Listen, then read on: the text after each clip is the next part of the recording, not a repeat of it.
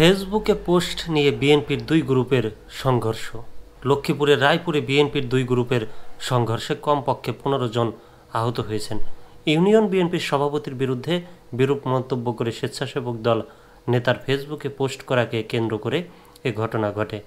এ ঘটনার আহতদের মধ্যে ৮ জনকে রায়পুর, লক্ষ্মীপুর সদর ও চাঁদপুর হাসপাতালে ভর্তি করা হয়েছে।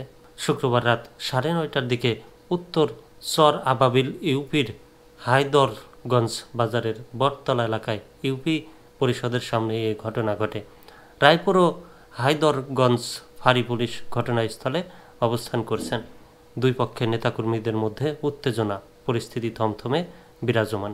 আহতদের মধ্যে বিএনপি নেতা লিটন হাওলাদার, মুর্তজা মাহি, জয়নাল মোহাম্মদ, হেলাল মোহাম্মদ, কাউসার, ঈশা, রুহুল্লাহ মোহাম্মদ, মামুন, কালাম, বলিয়েল, এক্স সোহেল ও আল আমিন মামুনকে রায়পুর, লক্ষ্মীপুর সদর ও চাঁদপুর চক্ষু হাসপাতালে ভর্তি করা হয়েছে।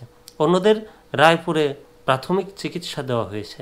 স্থানীয়রা জানান, উত্তর চর আবাবিল ইউপির স্বেচ্ছাসেবক দলের আহ্বায়ক আল আমিন মামুন তার ফেসবুক ওয়ালে একই ইউনিয়ন সভাপতি আব্দুল বাসেদ হাওলাদারকে নিয়ে বাজে মন্তব্য করেন। এর প্রতিবাদে শুক্রবার সন্ধ্যায় বাসেদ হাওলাদারের নাতি বিএনপির কর্মী মুর্তজা মাহি তার অনুসারীদের নিয়ে হায়দরগঞ্জ বাজারে বিক্ষোভ করে ইউনিয়ন পরিষদের সামনে অবস্থান করছিলেন। এ সময় মাহির প্রতিপক্ষ সর্দার গোষ্ঠীর উত্তর চর আবাবিল ইউপির স্বেচ্ছাসেবক দলের আহ্বায়ক আল আমিন মামুন, যুগ্ম আহ্বায়ক কালামবলি ও এলেক্স সোহেলের নেতৃত্বে তাদের ২০ থেকে ২৫ জন বিএনপির সভাপতি বাসেদ হাওলাদারের ছেলে, ইউনিয়ন স্বাস্থ্য পরিদর্শক লিটন হাওদার, তার ছেলে যুবদল নেতা মুর্তজা মাহিসহ তার লোকজনের উপর লোহার পাইপ, লাঠি ও ধারালো অস্ত্র নিয়ে হামলা করেন। এ সময় উভয় পক্ষের অন্তত ১৫ জন নেতাকর্মী আহত হন।